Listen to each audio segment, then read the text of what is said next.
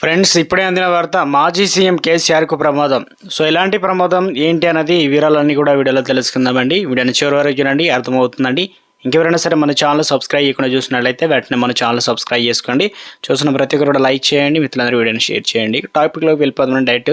తెలంగాణ రాష్ట్రంలో మాజీ సీఎం కేసీఆర్ ఇటీవల కాలంలో ఏదైతే గాయమై కర్ర సాయంతో నడుస్తున్న విషయం తెలిసిందే. అయితే మరోసారి పెద్ద ప్రమాదం పొంచి ఉందంటున్నారు. మాజీ ముఖ్యమంత్రి బీఆర్ఎస్ అధినేత కల్వకుంట్ల చంద్రశేఖరరావుకు భిక్షకు తగిలింది. అసెంబ్లీకి గైహాజరు అవుతున్నటువంటి ప్రధాన ప్రతిపక్ష నేత Kalvakuntla Chandrashekar Rao federation of the farmer association legal నోటీసులు పంపిందనమాట. ఫెడరేషన్ ఆఫ్ ఫార్మర్స్ అంటే అసోసియేషన్ ఇన్ తెలంగాణ తరఫున సీనియర్ న్యాయవాది పాదూరి శ్రీనివాసరెడ్డి నోటీసులు అయితే పంపారు.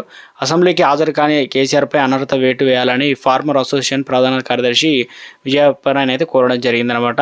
ఇక లీగల్ నోటీసులు ఎందుకంటే అపోజిషన్ లీడర్గా తన కర్తవ్యాన్ని నిర్వర్తించని కేసీఆర్కు సభలో సభ్యునిగా కొనసాగే అర్హత లేదని నోటీసులో పేర్కొన్నారు. ప్రజా సమస్యలపై అసెంబ్లీకి కేసీఆర్ పోరాటం చేయాలని విజయాలు సూచించారు. లేదంటే అసెంబ్లీకి రాని కేసీఆర్ను వెంటనే పదవి నుంచి తొలగించాలని డిమాండ్ చేశారు. ఇక కేసీఆర్ స్పీకర్ సామాలు జారీ చేసి వివరణ కోరాలని విజయపాల్ను కోరారు. కేసీఆర్ సభకు హాజరు కాకపోవడం అంటే రైతులను గొంతు నొక్కడమని స్పష్టం చేశారు.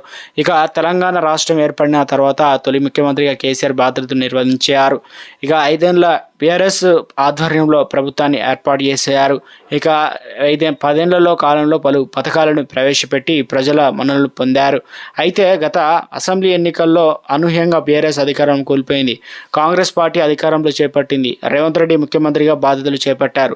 అయితే ఎన్నికల తర్వాత కాలు జారిపడ్డ కేసీఆర్ కొంతకాలం విశ్రాంతి తీసుకున్నారు. కాగా ప్రభుత్వం ఏర్పడిన 14 నెలలు కావస్తున్న కేసీఆర్ అసెంబ్లీకి రాలేదు.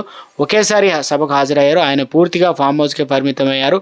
కేసీఆర్ను ప్రజల్లోకి రావాలని పలువురు కోరుతుండగా అసెంబ్లీకి రావాలని కాంగ్రెస్ నాయకులు పదే కోరుతున్నా ఆయన స్పందించడం లేదు. తాజాగా ఫామ్ హౌస్లో జరిగిన ఒక సమావేశంలో త్వరలో భారీ బహిరంగ నిర్వహిస్తామని ప్రకటించడే కాకుండా తాను కొడితే ఎలా ఉంటుందని తెలుసు అంటూ కామెంట్ చేసిన సంచలనం సృష్టించారు. తాజాగా లీగల్ నోటీసుతో ఆయన ఎలాంటి నిర్ణయం తీసుకుంటారో వేచి చూడాలి మరి.